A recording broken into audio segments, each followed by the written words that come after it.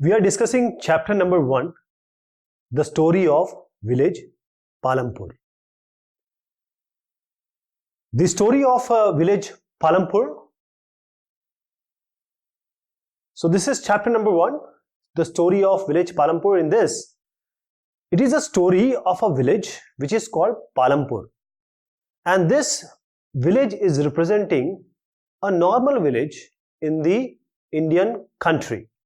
So this kind of village is something different, is having some aspects which are quite similar to other villages, but certain things are quite developed here. What all things are done here, we'll talk about that. First of all, let me tell you that this Palampur is not a real, it's not a real village. This Palampur is a hypothetical village. That means it doesn't exist. But with the story, we'll try to understand that what is happening here in the villages of India. So farming, Palampur, farming is that is agriculture, is the main work. Farming is the main activity in Palampur. But other industries like the small scale manufacturing, the dairy, the transport, and there are other things also which are being done here. And there are other work which involves the natural resources. The man-made items are being made. Human effort also is there. Resources, human effort, money. We are going to talk about that. First of all, Palampur as a region, as a place, is quite well connected. If you see the roads, this Palampur is quite well connected with the neighboring villages and town. If this is Palampur, then 3 kilometers from Palampur is Raiganj. Now this Raiganj is also a village. So this is a village. This is a big village. Then on this same road, as we said, they are quite connected. So on this same road, we have another town. So this is a village, this is a village, this is a town, and town is called Shahpur. So we have Raiganj, and then after that we have Shahpur, which is a town. And since they are quite connected, all these connections are very good, that is road connection. So we can easily see the bullock carts, tongas, bogies, and the commodity, like they are carrying the commodities, and also motorcycles, jeeps, tractors, and trucks. In Palampur, there are 450 families, and there are different castes which belongs here. 80 people, or you can say 80 upper castes, you can say 80 families belong to the upper caste. Since they are upper caste, they have good houses made up of bricks and cement plastering. Then the Dalits, there are around 1/3 of the Dalits living here. So if this is 450, what is the 1/3 of 450? 3 9s are 45. So around this one, 1/3. So around 90 families are SC families or Dalit families. Now they live in a very corner. So if this is Palampur, they live in one corner of the Palampur area. And they have very small houses made up of mud and straw. So you see the difference between how the upper caste live in India and the Dalits, that is the SC, live in India. This is kind of, a message which is coming from here. The most good thing or the most important thing of Palampur is that most of the houses have electric connections. So we see various places which are developing, means various villages, towns. Now they have electric connections. As far as education is concerned, 2 primary schools are there and 1 high school are there in Palampur. When it comes to the health sector or health facilities, 1 PHC, primary health center, is there in Palampur, and this is run by the government, and 1 private dispensary is also there in Palampur. So what we saw here, that Palampur, all this discussion we had, that this gaon or this village is quite developed as you consider the roads, the transport, irrigation, electricity, school, and health center.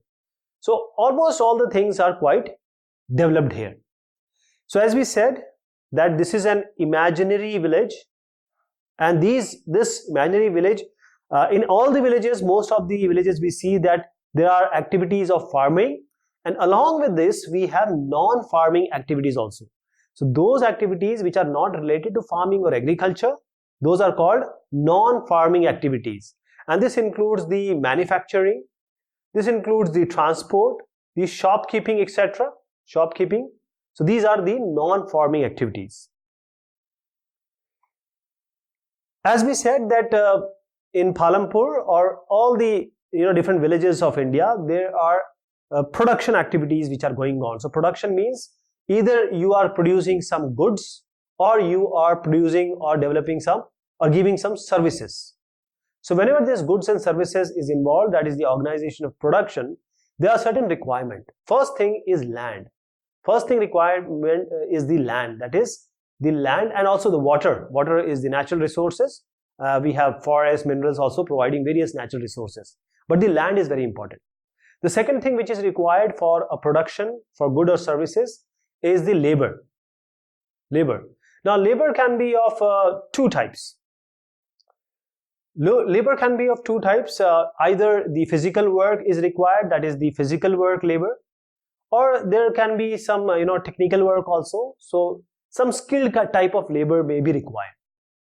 And then the third requirement for goods and services is the physical capital. That means paisa, money, rupees. This is required. So this physical capital, we can again define it or divide it into two parts. That is, this physical capital it can be fixed capital, it can be working capital. Now in this fixed capital, if you want to make some good, you have to have some industry or some working area like this. For that you make a building. You may bring some tools and some machines. So all these building tools and machines, once you have bought it, then or you can go for some generators, turbines and computers also. So these tool machines and buildings, when you bring it, they are going to work for long. That is, they are going to work for many years. Since they are going to work for many years, they are fixed. The building will not change overnight. The machine will work for 5-10 years. So that is why the money which is involved in making this building, bringing the machine and tools, these are called fixed capitals. Then you need to have, to make a good or a service, you need to have some raw material. When you want to buy some raw material, you have to go to the market and purchase it to get it from somewhere. And for that, you have to have hard cash. That is, you have to have some money that you pay and you bring the raw materials. So this raw material, because the money will be spent, that is called the working capital, Karyashil Punji. Now, these are the three requirements, but one more requirement is very important. That is us, people, human being. Because if all these things are here and we don't have any knowledge how to do this work, or we don't have any entrepreneurship, that is, along with this land, labor and this physical capital, we require people, we require entrepreneurship, and we require knowledge of the people. Then only this goods and services can be made in a way it should be. And that is called the third capital, which is called the human capital. Actually, it is human resource, but we are going to talk about this in the later discussion. But right now, this capital can be divided into the fixed capital, working capital, and the human capital. Okay. So every production, whichever project production is there, needs labor, land, physical capital, and human capital. And these all are known as factors of production. Please understand that land, labor, physical capital, that is this one, which we talked about, fixed capital and working capital, along with human capital, is known as factors of production. So if you are being asked, what are factors of production? You are going to name these four, right? So, farming, which is the main task of Palampur, the land is fixed. How the land is fixed? As we said, the farming is the main activity. 75% of this Palampur people, they are dependent on farming to earn. That is, They can be farmers, they can be farm laborers. That is, they are very closely related to the farms. They are working in farms, they are doing agriculture activity. Okay. Now, this there is a very fixed area, that is, the land was constrained. That is why we are saying that land is fixed. Since 1960, in Palampur, there has been no expansion. The land which is used for farming, it has not been expanded. That land is fixed. So cultivation area is fixed in Palampur, right? And some of the wasteland in the village, that is the land which can be converted, that was converted to cultivable land. That is, this area is, some area was there that can be converted, has already been converted. Now there is no other land which can be used for farming. Okay. Let me tell you one more thing. There is a term called hectare. Hectare is 100 meter by 100 meter land area is called an hectare. Now the question comes, when there is a fixed area, the land is fixed, then how to increase the land? We cannot increase the land. We can increase the crop production here. We can increase the crop production here, right? So how to do that? The change, what things can be done here is that change in method of cultivation. Change in method of cultivation can be done so that the fixed area which is there for cultivation, we can get more crop out of it. For that, we can have multiple cropping and modern farming methods. Multiple cropping and modern farming methods. Okay, these two are used in Palampur. That has increased the production from the land which is available. So first of all, we need to understand what is multiple cropping. Multiple cropping means, if this is the area of, say, someone, now he or she is going to grow crops more than 2 to 3 crops. So normally the Palampur people, they are growing 3 crop, at least 2 main crops. That means they are doing multiple cropping in the same region. In a year, that is in 1 year, they are normally growing 3 crops. So they are doing it, means growing at least 2 main crops, and along with this, the third crop, normally they tend to grow potatoes. So these are the 3 crops. So that is why they are doing multiple farming. So what are the different crops they have? Wheat, bajra, sugarcane, and these, along with this, we have potato as normally as the third crop. So this multiple cropping means method of multiple cropping is used in Palampur. Cultivation of different types of crops in the same piece of land. So the area is fixed and different crops are being grown at different times. This is known as multiple cropping. For example, jawar and bajra during the rainy season. Potato is produced in between, that is October and December, and then wheat is produced in the winter session. So again, let me tell you, jawar and bajra, these are in rainy season. Potato in between October and December, and wheat during winter season. So this is how multiple cropping has increased the production. Along with this, Palampur people, they are using modern farming, modern way of farming. So in this type of farming, they use HYV, high yielding variety seeds. Previously, they were using the normal seeds, and that normal seeds wouldn't require that much of water. It wouldn't require that much of fertilizer, because they will use just cow dung cakes, cow dung which is available, they don't have to buy it. But now, because of modern farming practices, they are using HYV, high yielding variety seeds, and that is why they are able to grow in the same piece of land more amount of food grains. In India, farmers from Punjab, Haryana and Western Uttar Pradesh, they were the first to try this modern farming. Then came the Green Revolution. Now this is very important.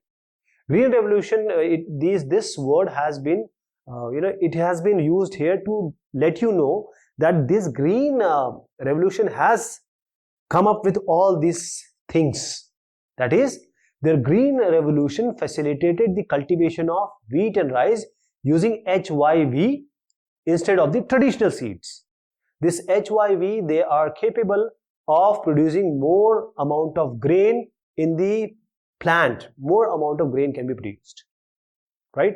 So this HYV is very important. Now, when this HYV is being used, as I said, the previously used or a traditional method, they don't require that much of water, not that much of fertilizers. But HYV really require lot of water. First of all, lot of water, then chemical fertilizers, then pesticides. All of things are required. That is, plenty of water, chemical fertilizers, and then if you see, pesticides is also required. That means, if Palampur people are going for the modern farming, it includes HYV seeds, a lot of irrigation is required, chemical fertilizers is required, and pesticides. So these all are required, right? Let me just give you a hint of picture which shows that all of these what we discussed.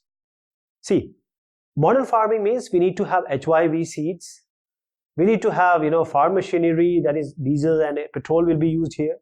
Then the irrigation will be done by the canals, pump sets, and electricity and required, and dam is giving you electricity. Then pesticides have to be used and fertilizers have to be used. So this will be done in modern farming, which is being done here. Okay. Now, what has happened? The thing which has happened, that previously by traditional method, 1300 kilogram of the wheat being produced in Palampur now per hectare. Now this has increased to almost 3 times, 3200 kilogram of wheat per hectare.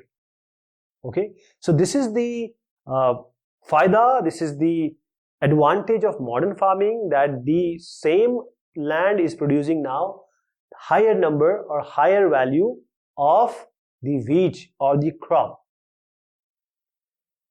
So will the land sustain? Now the question arises is, now the land will sustain. It has been seen, there are various studies, scientific reports, and these scientific reports have suggested that because we are using the modern type of farming, this land has lost or it is losing because we are using chemical fertilizers. We are using a lot of water. So first of all, the fertilizers, because of fertilizers, the fertility of the land is going down. And when we are using the agriculture, for that we need water. In this case, we are taking the water from tube well, and when you have tube well, it goes inside the land side and it takes the water from the water table. So because of the tube well irrigation, the water table has gone down. Okay, so there is environmental problems here. That is, the fertility has gone. Groundwater is going down and down, and then because we need to restore this fertility, this is also a problem. So we need to have a sustainability. So according to scientific report, the modern farming natural resources we are using overusing we are. Groundwaters, rivers and lakes, they are polluted by the way we are using chemical fertilizers. Groundwater is going down, and chemical fertilizers which we use in modern farming for killing bacteria and other microorganisms in the soil, now these are also creating trouble. So hope you got the idea that we need to have sustainability of land. We can't just have the modern farming like this. Now, how is land distributed between the farmers of Palampur? If you see this picture, there are big lands and there are very small lands. That is, if we take the numbers, we have 450 families. About one third of the 450 families, that is around 150 families, they are landless.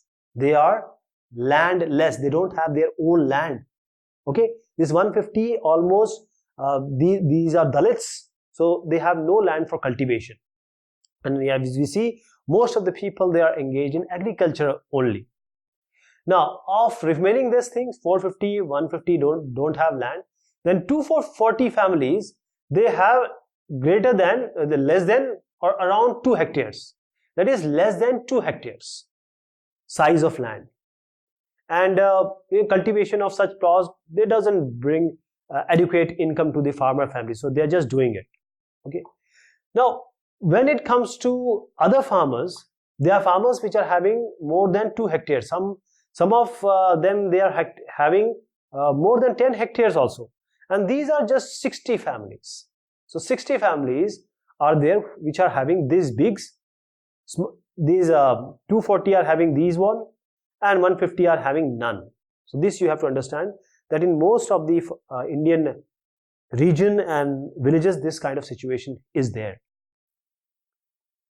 Coming to the labor, because we require labor, whether it is agriculture, farming, or any industry. Here in Palampur, some farmers, they work on their own land, but some of them work on another land. For that, they receive wage. They may receive daily wages, or they may be, you can say, hired for a season. So wages can be cash, it may be money, or it can be kind also. Kind means giving wheat or something.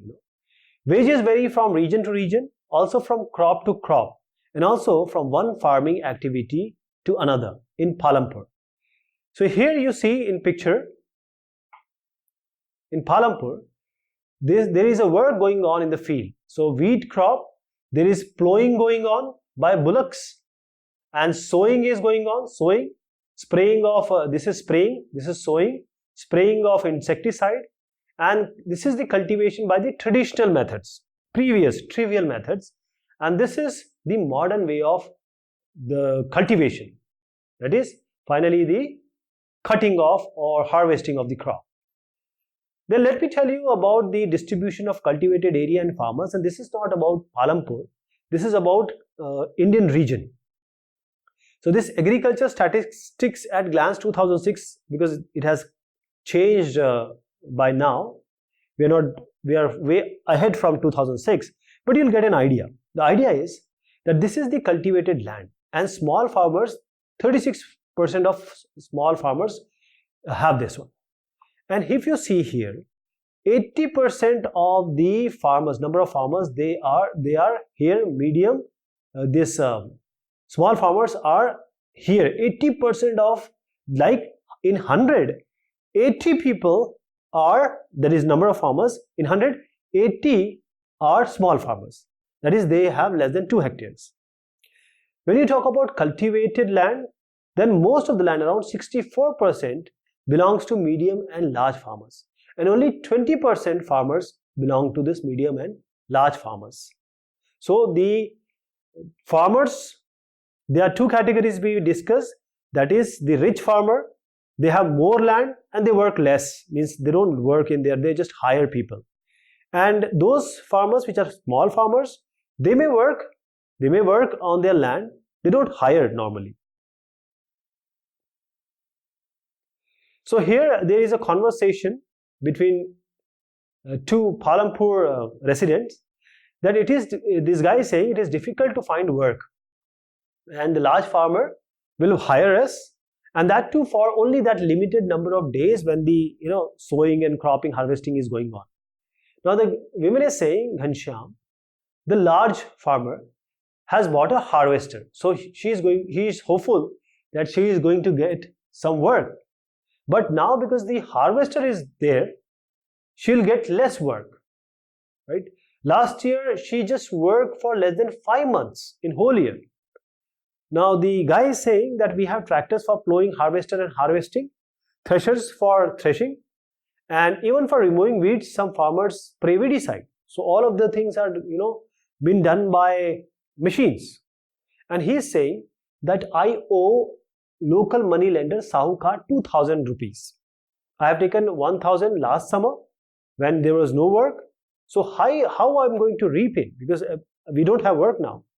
So the woman is saying this year I will have to look for work in brick making, and I have to go to Raiganj, because her situation is not that good also. Due to the debt she has taken from money lenders, now money lenders don't pay her, they refuse to pay her. So this is the scenario of the people which is happening when the equipments are coming and these laborers are not getting work. So let me tell you about the wages first. See, the Dala, there is a name called Dala. He is, or you can say she is, because it is not being said whether she is or he is. Now, Dala is a landless labor, farm labor, and who works on daily wages in Palampur. And Dala has to look regularly for the work. The minimum wages for a farm labor in year 2011 April, it is being fixed by government as 115 rupees. That anyone who is going to work for a whole day, that is 8 hours, he or she has to be paid 115 rupees. But Dala is getting only 80 rupees. Why Dala is getting only 80 rupees? Because of the competition. See, these two both are there to work. They want work. So when there are so many people to work, they may not work for 115. The person who is hiring them, the person will say, okay, I'll give you say 90 bucks or 80 bucks or 70 bucks even. People are ready to work for this because of the increased competition between the laborers, right? So this is the situation there. In the farming, these various things we talked about, land, labor, etc. Now the capital. Now capital is required. How do we get the capital? So huge capital is required in the method of modern farming, as we saw. Small farmers, they have lack of capital. They don't have capital.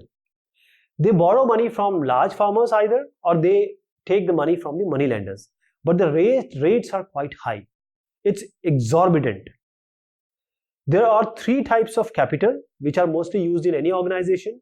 As we just saw, working capital, fixed capital, and human capital. So as we saw, most small farmers, they have to borrow money, because whenever they want to cultivate something, they have to have some inputs.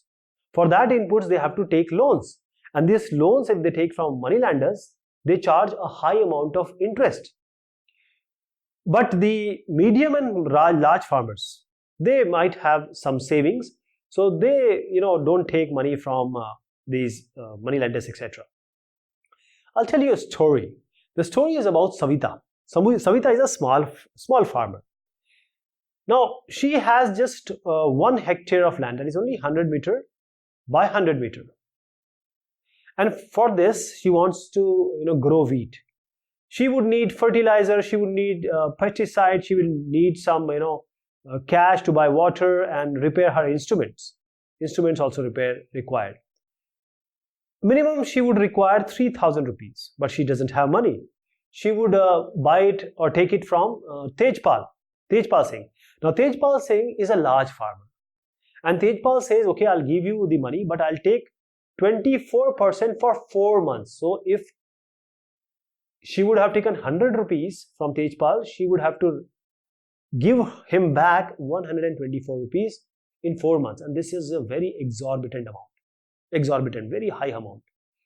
Apart from this, Savita gave the promise, Tejpal took the promise that she has to work in Tejpal's land as a farmer or farm labor for 35 rupees. This is 35 rupees per day.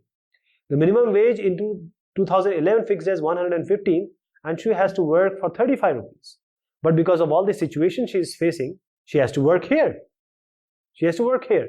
So you can see because she is the mother of 3 children. She has the household responsibilities also. Because of these tough conditions, she has to work here, and she has to take the loan also. Now, selling of, or you can say sale of farm products.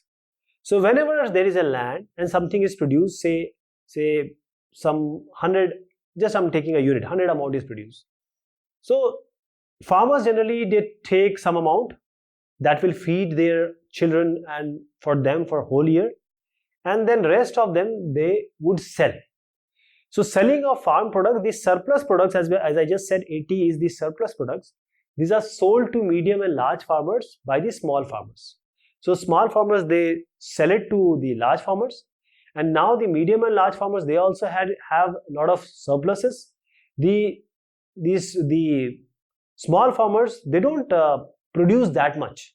So I'll just don't discuss this. Why? Because the small farmers, they will not have that much that they can even have surplus food. They will have enough food to survive. That is only for their consumption. So they will just have the amount, that is the Sumita we talked about. She'll have just limited amount so that she can consume and her kids can consume, or people in her house. But even if they have surplus products, they will have to give it to the medium and large farmers. And these medium and large farmers, they will have enough amount of surplus and they will supply it, their stuff also, to the market. And now the traders, that is the Vyapari, they will buy the product from these medium and large farmers, because the medium and large farmers, they are only providing, or you can say supplying, the actual content, actual grain, actual wheat to the market. The traders will take this product and now they will sell it to the market and the shopkeepers in the towns and cities. If you take example of Tejpal Singh, just an example, he is having 350 quintals of wheat as surplus. Now this is a very, very good amount. So he will be making, Tejpal Singh will be making a lot of money. And the extra money he has, he will use it for working capital as because he has saving, and for buying a tractor in the next season. Buying a tractor, Tejpal Singh I am talking about. So this Tejpal Singh, he is a large, or you can say he is a medium farmer, and he has surplus product. Now he can sell it to the traders. Traders will sell it to the market. And some farmers, what they will do, they may buy cattle, truck, or they may even have shops. They can even establish a shop. Now coming to the non-farm activities in Palampur, as we have seen that 75% of the population, that is 175 persons, are involved in farming and agriculture activities. So 25 people, or you can say 25 in 100, or 25% of people, they are working in sector or activities which are other than agriculture. So the first one is dairy. Dairy is a major source of earning money in Palampur, and dairy is a type of business where harvesting or processing of animal milk are done mostly from cows and buffaloes. So this is what is done in Palampur. And the traders, if you talk about Palampur, the grass and jawar, bajra is being grown in the rainy season for these cattle, and the milk will be sold in the Raiganj. And there are certain farmers, or say there are certain traders who have set up the collection centers of milk and also the chilling center, cold center. They take the milk and now they will transport it to different towns and cities. There is small scale manufacturing in Palampur also, but it is not that much. So in Palampur, small scale manufacturing is done, not that much. Basically the work is carried out in home only, or say fields, with the help of family labor only. They will not hire labor from outside. So they will hire the labor rarely. They will work themselves. So this is the small scale scenario in Palampur. Coming to the shopkeeping or shopkeepers of Palampur. Shopkeeping is also a source of earning here in Palampur. So shopkeepers earn money by selling wide range of items like rice, wheat, sugar, tea, oil, biscuits, soap, toothpaste, batteries, candles, notebooks, pen, pencil, and even cloth. So here shopkeeper is an individual who runs the shop. Means individual only runs the shop. And then comes the transporting. Transporting, as we know that this is the third sector or tertiary sector activity. So it's a fast developing sector. And when we talk about the Palampur area, people and goods are ferried, means they are taken from one place to another. People also and goods also. They are ferried from one place to another through transporting service. For this service, the worker gets paid. In Palampur, road is the mode of transportation. So Kishore is a farm labor. There is a story being given. Kishore is a farm labor. Now, apart from the work he needs some money extra. And few years back, he took a loan from bank. So now, when he took loan from bank, the interest will be less. Okay, because the government is providing, because of a government program, he got a cheap loan because he was a poor landless household labor actually. Now he bought a buffalo with his money. Now he sells the buffalo milk. This is how dairy work is done, and he is transporting also. So he is transporting also, and that is how he is getting money. So this is the work which are going on in Palampur. So what we saw in Palampur, or any, you can relate this with any region or any area of the country. Farming is the main production activity in Palampur, and there are different changes which has happened. The same amount of land, the modern farming techniques, and also the multiple cropping. There are new ways of farming which includes the HYV weeds and pesticides and fertilizers. That is why the traditional way has changed. Now they are growing in the same area more number of grains and crops. Okay, and there are around 450 families. 1/3 is Dalit, that is not privileged type of people, and others also there is a distinction, 250 and 60, and some have bigger land, some have less land, and this 150 people, they don't, or 150 you can say, the families, they don't have land even, right? And 75% of people, they are involved in agricultural activities. 25% are involved in the non-agricultural activities, and this non-agricultural activities, it includes the dairy, the shopkeeping, and transporting, small scale manufacturing, etc. Because Palampur is well developed in terms of electricity, in terms of irrigation, etc., so the situation is quite good here.